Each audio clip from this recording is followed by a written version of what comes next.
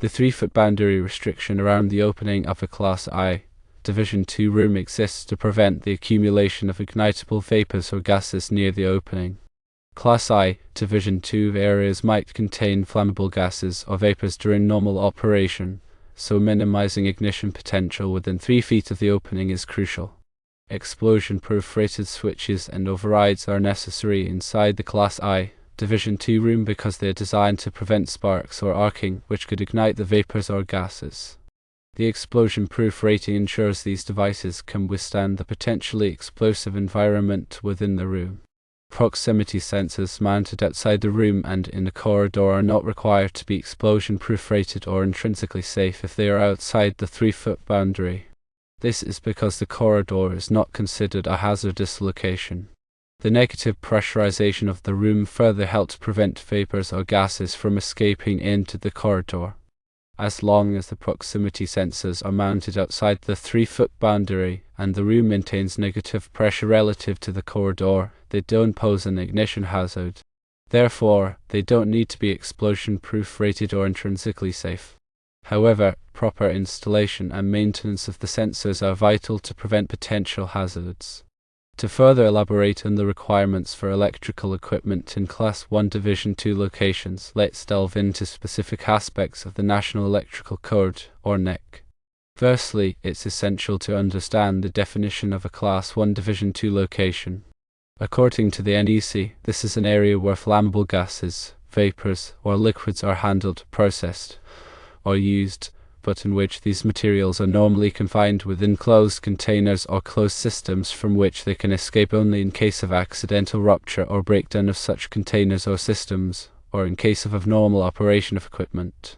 This contrasts with Class I Division I locations where ignitable concentrations of flammable gases or vapors exist under normal operating conditions, or where such concentrations may exist frequently because of repair or maintenance operations or because of leakage.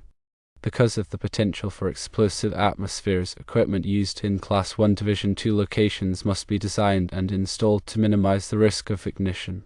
The NEC provides detailed guidelines for this, particularly in Article 500. One key aspect is the use of explosion-proof enclosures. These enclosures are designed to contain any explosion that may occur within them, preventing it from propagating to the surrounding atmosphere. However, explosion-proof enclosures are not the only option. Other methods of protection include intrinsically safe circuits and purged and pressurized systems. Intrinsically safe circuits operate at low voltage and current levels such that the energy available is insufficient to cause ignition, even under fault conditions. Purged and pressurized systems involve maintaining a positive pressure of clean air or inert gas within an enclosure to prevent the ingress of flammable materials. When selecting equipment for Class I Division II locations, it's crucial to consider the specific properties of the flammable materials present. These properties include the auto-ignition temperature, the lower explosive limit, or LEL, and the upper explosive limit, or UL. The auto-ignition temperature is the temperature at which a substance will spontaneously ignite without an external ignition source. The LEL is the lowest concentration of a flammable substance in air that will support combustion, while the UEL is the highest concentration. Equipment must be selected such that its surface temperature remains below the auto-ignition temperature of the flammable material, and appropriate measures must be taken to prevent the formation of flammable mixtures within the explosive limits. In the case of proximity sensors, even if they are located outside the 3-foot boundary of a Class I Division II area, it's important to consider the potential for flammable materials to migrate to the location of the sensors. This could occur due to leaks, spills, or other abnormal conditions.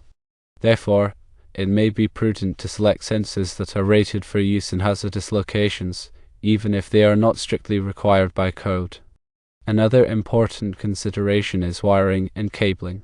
The NEC specifies requirements for wiring methods in hazardous locations, including the use of rigid metal conduit, or RMC, intermediate metal conduit, or IMC, and cable types that are specifically listed for use in hazardous locations. These wiring methods are designed to provide mechanical protection and prevent the propagation of explosions.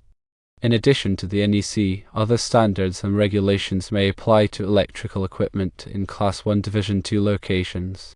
These may include standards from organizations such as the International Electrotechnical Commission, or IEC, and Underwriters Laboratories, or UL. It's essential to be familiar with all applicable requirements to ensure compliance and maintain a safe working environment. Regarding the specific question about mounting sensors near the automatic sliding door, the 3-foot boundary is a guideline to minimize the risk of ignition in close proximity to the hazardous area. However, a thorough hazard assessment should be conducted to determine the actual extent of the hazardous area. Factors to consider include the ventilation rate, the potential for leaks or spills, and the properties of the flammable materials present. If the hazard assessment indicates that the area beyond the 3-foot boundary could still be hazardous, then additional precautions may be necessary. In summary, electrical equipment in Class 1 Division 2 locations must be carefully selected, installed, and maintained to minimize the risk of ignition.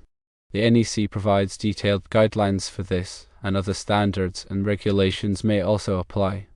A thorough hazard assessment should be conducted to determine the extent of the hazardous area, and appropriate precautions should be taken to prevent the formation of explosive atmospheres. In the specific case of proximity sensors near an automatic sliding door, the 3-foot boundary is a guideline, but a hazard assessment should be conducted to determine if additional precautions are necessary. Furthermore, understanding the purpose of explosion-proof rated equipment is essential in maintaining safety in hazardous environments. Explosion-proof enclosures are designed to contain an internal explosion without causing ignition of surrounding flammable atmospheres. This design relies on several key principles. Firstly, the enclosure must be strong enough to withstand the pressures generated by an internal explosion. This typically involves using thick walls and robust construction materials, such as cast iron or steel. Secondly, the enclosure must have flame paths that are designed to cool and quench any flames or hot gases that may escape from the enclosure. These flame paths are typically narrow gaps or long passages that dissipate the energy of the explosion, preventing it from igniting the surrounding atmosphere. Thirdly, all joints and connections in the enclosure must be tightly sealed to prevent the escape of flammable gases or vapors. This typically involves using gaskets or other sealing materials that are resistant to the chemicals present in the environment. The explosion-proof rating of an enclosure is determined by testing to ensure that it can withstand an internal explosion without causing ignition of the surrounding flammable atmosphere. The testing is typically conducted by a third-party certification agency, such as UL or CSA. The explosion-proof rating is typically expressed as a class, division, and group. The class refers to the type of hazardous material that may be present. Class 1 refers to flammable gases or vapors, Class 2 refers to combustible dust, and Class 3 refers to easily ignitable fibers or flyings. The division refers to the likelihood that the hazardous material will be present. Division 1 refers to locations where the hazardous material is normally present, while Division 2 refers to locations where the hazardous material is only present under abnormal conditions. The group refers to the specific type of hazardous material that may be present.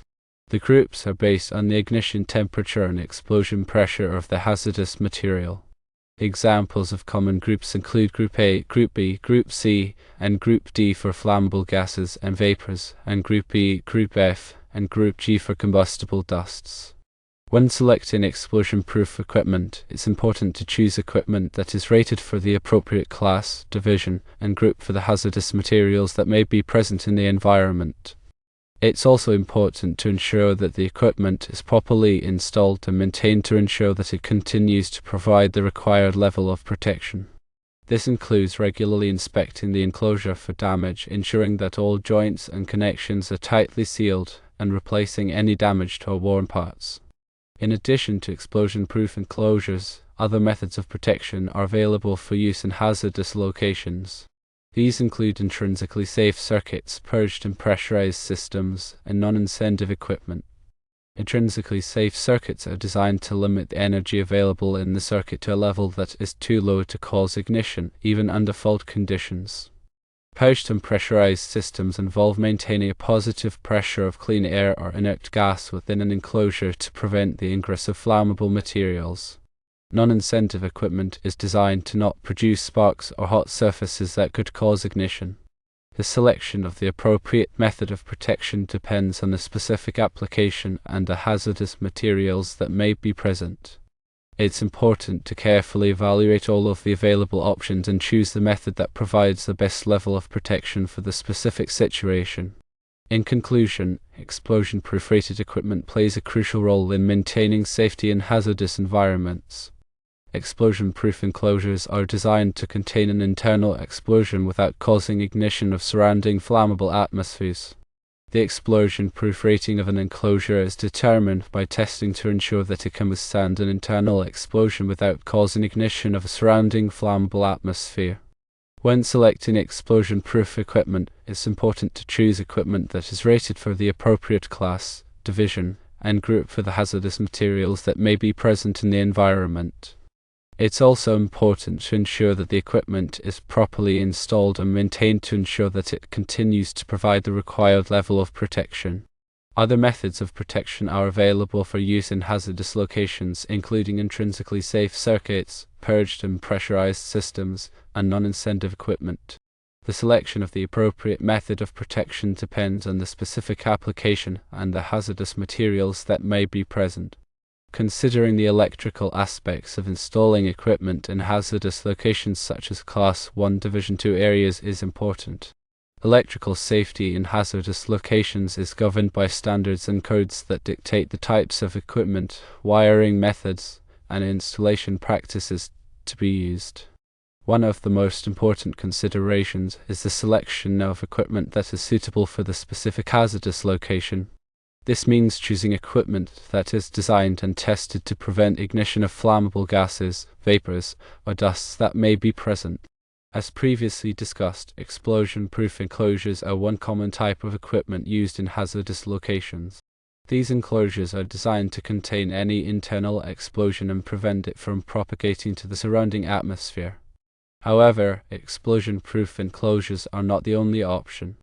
Other types of equipment include intrinsically safe devices, purged and pressurized systems, and non-incentive devices. Intrinsically safe devices are designed to limit the amount of energy available in the circuit to a level that is too low to cause ignition. Purged and pressurized systems use a positive pressure of clean air or inert gas to prevent flammable materials from entering an enclosure. Non-incentive devices are designed to not produce sparks or hot surfaces that could cause ignition. In addition to selecting the appropriate equipment, it's also important to follow proper wiring methods. The NEC specifies requirements for wiring in hazardous locations, including the use of specific types of conduit, fittings, and seals. These wiring methods are designed to prevent the escape of flammable materials and to minimize the risk of ignition. Another important consideration is grounding and bonding. Proper grounding and bonding are essential to prevent the buildup of static electricity, which could create a spark and ignite flammable materials. The NEC provides detailed requirements for grounding and bonding in hazardous locations. In addition to these technical requirements, it's also important to follow safe work practices when installing and maintaining electrical equipment in hazardous locations. This includes de-energizing circuits before working on them, using appropriate personal protective equipment, and following lockout/tagout procedures. It's also important to be aware of the potential hazards in the area and to take steps to mitigate them. For example, if flammable gases or vapors are present, it may be necessary to ventilate the area or use gas detectors to monitor the concentration of flammable materials. Regular inspections and maintenance are also essential to ensure that electrical equipment in hazardous locations continues to operate safely. This includes checking for signs of damage or wear, testing grounding and bonding connections, and verifying the proper operation of safety devices. Any deficiencies should be corrected promptly to prevent potential hazards. In summary, electrical safety in hazardous locations requires careful attention to detail and adherence to established standards and codes. This includes selecting the appropriate equipment, following proper wiring methods, ensuring proper grounding and bonding, following safe work practices, and performing regular inspections and maintenance. By following these guidelines, it's possible to minimize the risk of electrical hazards in hazardous locations and ensure the safety of personnel and property.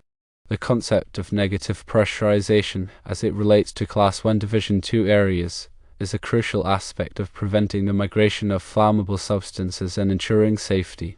Negative pressurization involves maintaining a lower air pressure within a room or space compared to the surrounding areas. This pressure difference causes air to flow into the room rather than out of it, effectively containing any potentially hazardous vapors or gases within the controlled environment. Several factors contribute to the effectiveness of negative pressurization. Firstly, the pressure differential must be carefully controlled and monitored. Too much negative pressure can create uncomfortable drafts and potentially affect the performance of equipment within the room. Too little negative pressure may not be sufficient to prevent the outward migration of flammable substances. Secondly, the ventilation system must be designed to provide adequate air exchange while maintaining the desired pressure differential. This typically involves using a dedicated exhaust system that removes air from the room at a controlled rate. The makeup air supply must also be carefully managed to ensure that the pressure differential is maintained. Thirdly, the room or space must be properly sealed to prevent leaks. Any cracks or openings in the walls, ceilings, or floors can compromise the effectiveness of the negative pressurization system. Doors and windows should also be tightly sealed to minimize air leakage. Regular monitoring and maintenance are essential to ensure that the negative pressurization system is functioning properly. This includes checking the pressure differential, inspecting the ventilation system, and verifying the integrity of the room seals. Any deficiencies should be corrected promptly to maintain the effectiveness of the system. Negative pressurization is often used in conjunction with other safety measures, such as explosion-proof equipment and gas detection systems. By combining these measures, it's possible to create a multi-layered approach to safety that minimizes the risk of explosions or other hazardous events. In addition to Class 1 Division 2 areas, negative pressurization is also used in a variety of other applications such as hospitals, laboratories, and cleanrooms. In these settings, negative pressurization is used to control the spread of airborne contaminants and to protect sensitive equipment or processes. In summary, negative pressurization is an effective technique for preventing the migration of flammable substances and ensuring safety in Class 1 Division 2 areas. By maintaining a lower air pressure within the room compared to the surrounding areas, it's possible to contain any potentially hazardous vapors or gases within the controlled environment. Careful design, monitoring, and maintenance are essential to ensure that the negative pressurization system is functioning properly. To further address the original concern about mounting sensors near the automatic sliding door, several additional points should be considered. Firstly, it's important to consult with a qualified electrical engineer or hazardous location specialist to ensure that the installation meets all applicable codes and standards. These experts can provide guidance on the selection of appropriate equipment, wiring methods, and installation practices. Secondly, a thorough hazard assessment should be conducted to determine the extent of the hazardous area. This assessment should take into account factors such as the ventilation rate, the potential for leaks or spills, and the properties of the flammable materials present. The results of the hazard assessment should be used to determine the appropriate location for the sensors and to select the appropriate type of equipment. Thirdly, it may be possible to use alternative technologies that are less susceptible to ignition hazards. For example, fiber optic sensors can be used to detect the position of the door without the need for electrical wiring in the hazardous area. Wireless sensors can also be used, but it's important to ensure that the wireless communication is secure and reliable. Fourthly, it may be possible to install a physical barrier to prevent flammable materials from reaching the sensors. This could involve installing a wall or partition to create a non-hazardous area around the sensors. The barrier should be designed to withstand any potential explosions or fires. Fifthly, it's important to consider the maintenance requirements for the sensors. The sensors should be regularly inspected and tested to ensure that they are functioning properly. Any damaged or worn part should be replaced promptly. The maintenance procedures should be documented and followed consistently. Sixthly, training should be provided to all personnel who work in the area. The training should cover the hazards of the area, the proper use of equipment, and the emergency procedures to be followed in the event of a fire or explosion. The training should be documented and updated regularly. In conclusion, mounting sensors near an automatic sliding door in a Class 1 Division 2 area requires careful consideration of several factors. Consulting with a qualified expert, conducting a thorough hazard assessment, using alternative technologies, installing a physical barrier, considering maintenance requirements, and providing training are all important steps to ensure the safety of personnel and property.